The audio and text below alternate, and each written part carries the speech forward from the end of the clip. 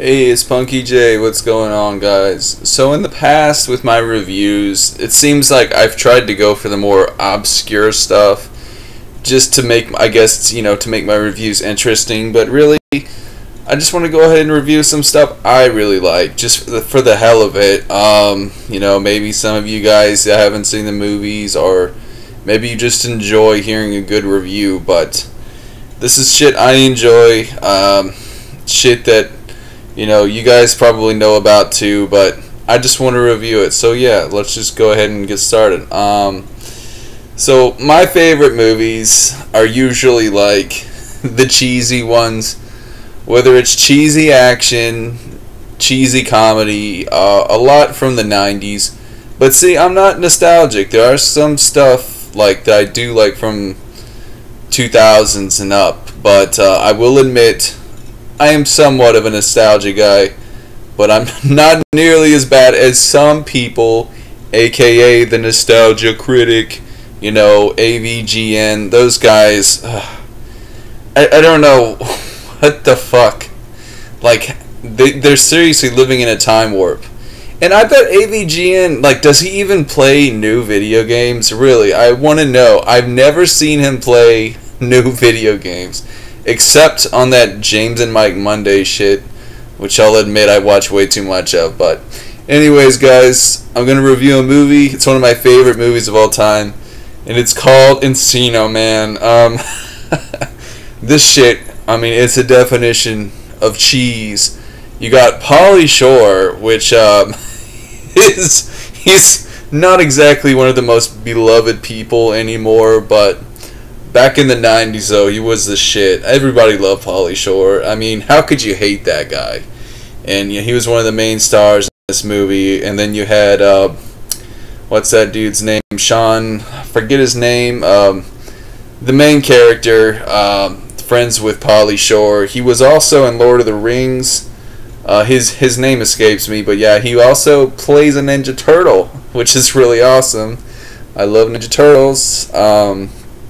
In the new Nickelodeon Ninja Turtle show, so that's pretty awesome. His name's not coming to me, but anyways, that's not important. The movie is what's important, and it's just good, wholesome comedy goodness, and I love the plot. A caveman, they find a caveman, a frozen caveman, and they bring him back to life, and he experiences the future, which is quite a trip for him, and he experiences all that shit. It's really awesome. You have to see it to really know what I'm talking about. I can explain it, but it's just I don't know. Brendan Fraser, though, he plays the caveman, and that's reason enough to see it. Brendan Fraser, for whatever reason, he's becoming a lot like Pauly Shore. People don't seem to like him that much anymore. I think it's because he's been in some movies that haven't done it so well, but honestly, I still like the guy. I liked him in Furry Vengeance. I liked him in that Looney Tunes movie. He has some newer stuff that really isn't bad, but if you ever get the chance, though, see this movie called Monkey Bone. It's just so trippy and hilarious. It's about this cartoonist who goes into a coma, and he's in this limbo hell world, stuck with his creation. It's this monkey called Monkey Bone, and it's just really fucked up. And at the end, they market these toys with monkeys that fart, comes out their ass, and it's some dangerous chemical. It's just fucking weird, dude. And the guy from Kids in the Hall is in it.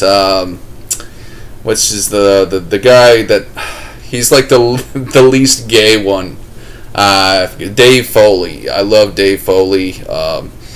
He's also he's not really doing much of anything anymore these days, but yeah. Anyways, it's a great movie. It's everything you'd probably expect. For an early 90s movie. There's a lot of fucking 90s pop culture in it.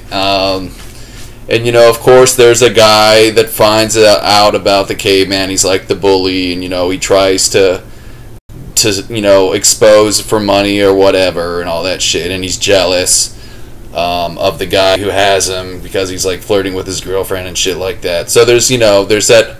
They always got to mix in, you know, the drama to create some kind of plot that keeps you on your toes or whatever. But it's not like overly dramatic, which is great, because a lot of shit these days seems to be try hard to me.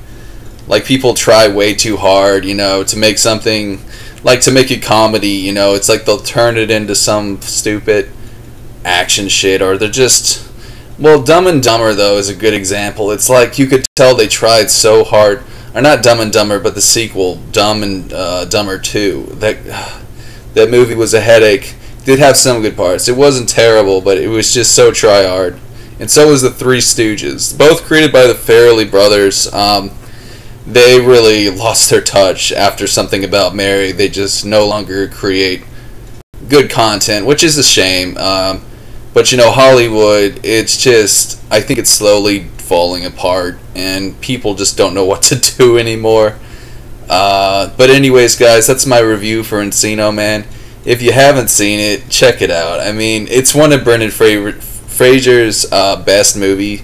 I believe it was actually his first movie, if I'm not mistaken, but I could be wrong about that. But it was the one that really brought him on the map. But yeah, guys, I think I pretty much covered everything. Just love the fucking movie, and one of my favorite bands has a song in it called "Feed the Monkey." This is really hilarious. At the end, you gotta check that song out. I love that band, dude. Awesome, like funk punk band from the '90s.